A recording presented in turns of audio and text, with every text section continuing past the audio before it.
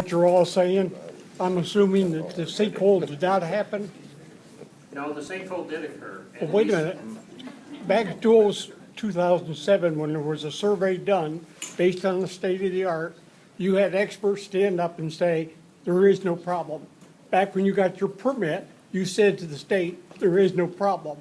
Now, in 2010 and 11, there was a hint of a problem, and you all said, there is no problem. So now you're standing here now saying, our experts say there is no problem. The problem's going away. Why should I believe you now when you didn't know what you were talking about in 2007? You don't have to believe us. We don't. No one does. What we're hoping you'll do, with all sincerity, is we hope that with the data that we've collected and with the assistance of the panel and those experts that are working for DNR, we hope that we will all come to some conclusions that you can agree to. You don't have to believe what we're saying. It's not a matter of believing. What you've given us tonight is the same thing you've given us for 5 nights, a bunch of technical goop that nobody in here understands, and towards pacified us. We don't know what you're talking about. What you're quoting science and engineering that will be outdated 3 or 4 years from now. And then you'll say, oh, well, we found this problem now because this is new science. This is the same thing you did when you got the permit, same thing you did when 2007, the same thing you were doing in 2011. It's not changing. I guess my only feedback would be, I welcome, the work from the Blue Ribbon Commission. And, we stand here ready to provide them whatever data or information they need, to tell them what our thoughts are and let them make their decisions. I'm very confident that they'll make very good decisions. They will make good decisions because they're very skilled and trained in an area. But that has no relationship to the problems that the occupants of Bayou Corn has no connection at all. They're in it because there's prestige, they're being paid, and if they get something right, there's credentials that'll be improved. I was on this committee, I was on that committee, so that's all the reason for them to be in it. When they go back to Paris or Ottawa or up in Pennsylvania, wherever they're going, they will put one more mark in their credentials and say, we've served on this Blue Ribbon Committee. And we'll still be here, Bayou Corn, messing with people like you. Next question. This is a question for the Blue Ribbon Commission. How are y'all going to determine that the data that y'all getting from Texas Brine is not bogus? How are y'all going to determine that? Can that be answered?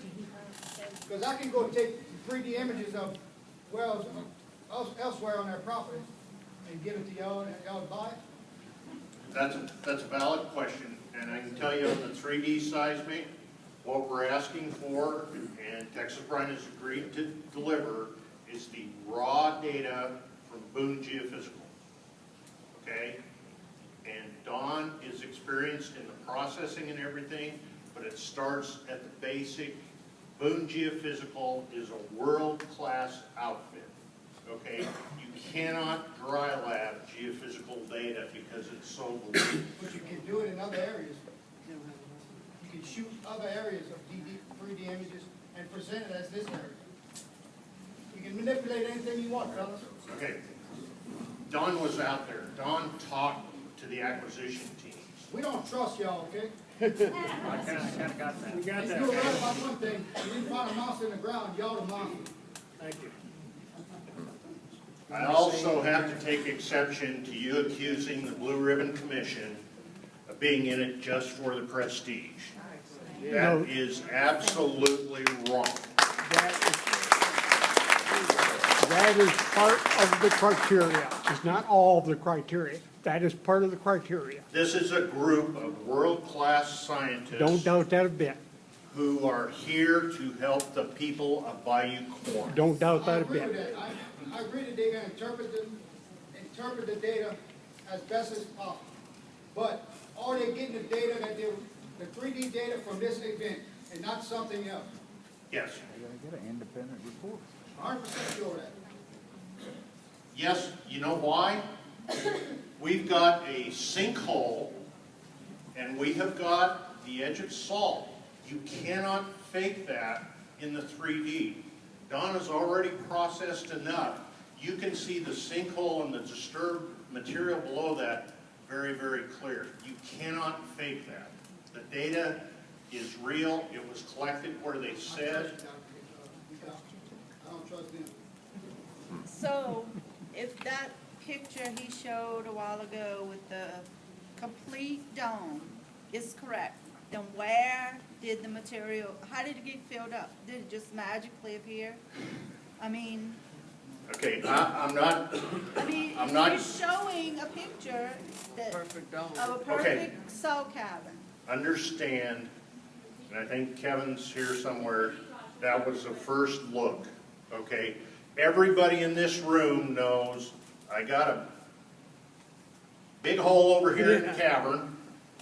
The material had to come from somewhere, right? That, even my little 40-year-old grandkid would understand, you dig a hole, you gotta put the dirt back in it. That is one of the things, and that's why we've got independent analysis. The dirt that's in the cavern had to come from somewhere. Okay, I don't have answers for you, but the process is in place with the Blue Ribbon Commission and Don Marlin to get the answer, because in the end result, I can't come out here and say, well, the dirt magically appeared. That dog don't hunt, okay? And we know that. But right now with the 3D seismics, it's high quality data. It is of the dome. Right now, we've had the data since Friday at noon. We're working on it, but we do know at the end of the day, it has to pass a red phase test.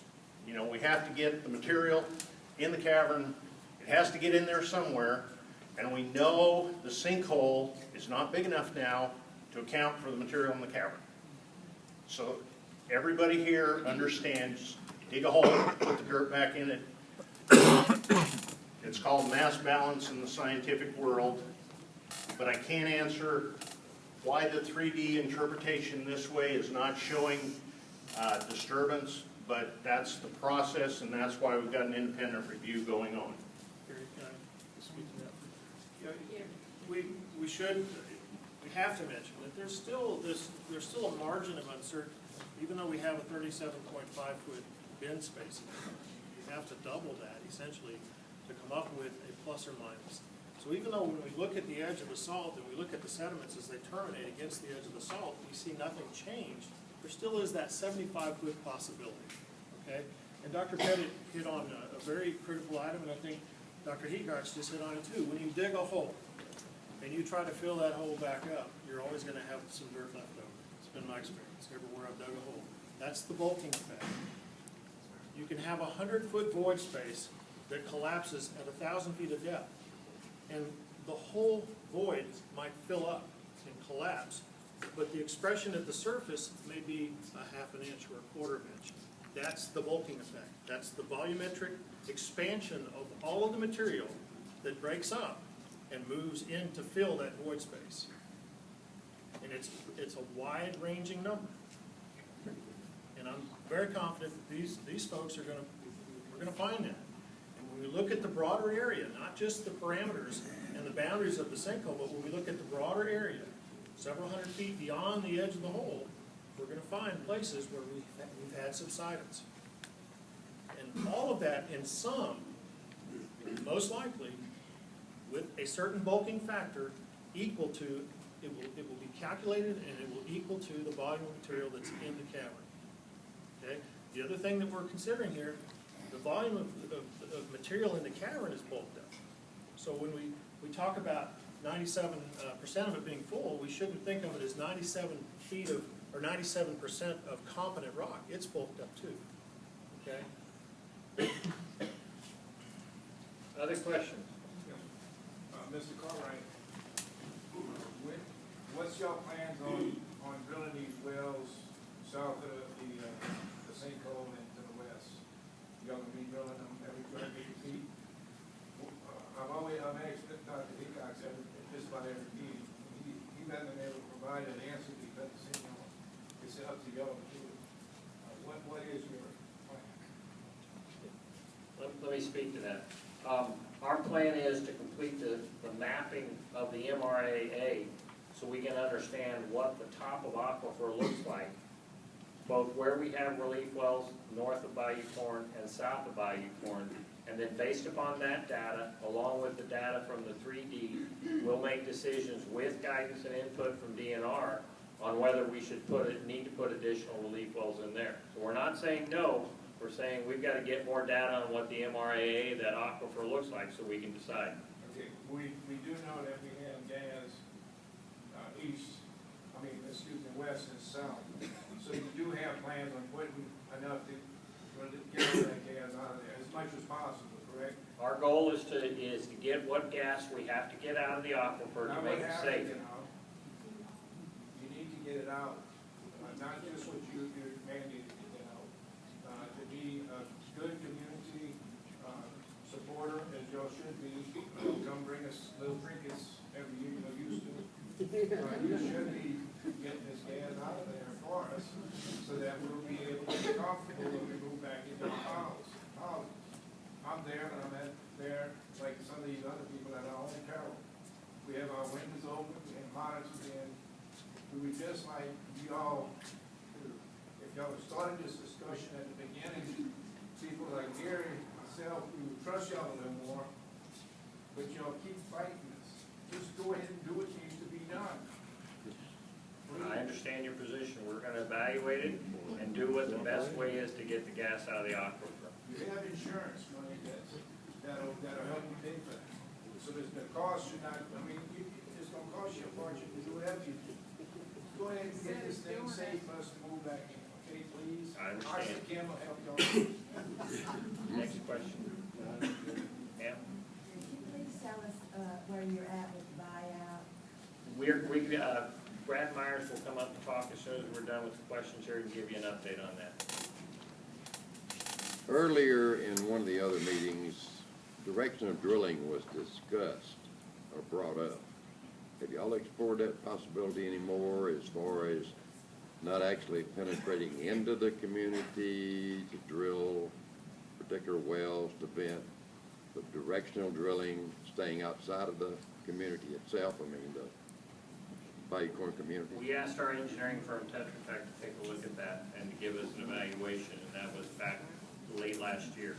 Their conclusion, it just wasn't feasible in the shallow zone because of the rise and fall of the top of the aquifer and the fact that, in South Louisiana, everything's saturated with water, and the minute the horizontal pipe fills up with water, it won't vent gas. That's the pressures we are. Get water, I not understand gas. that DNR or CB&I is doing their own evaluation and assessment of that potential, but that's what our engineering firm told us.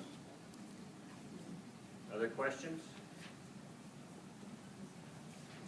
Brad?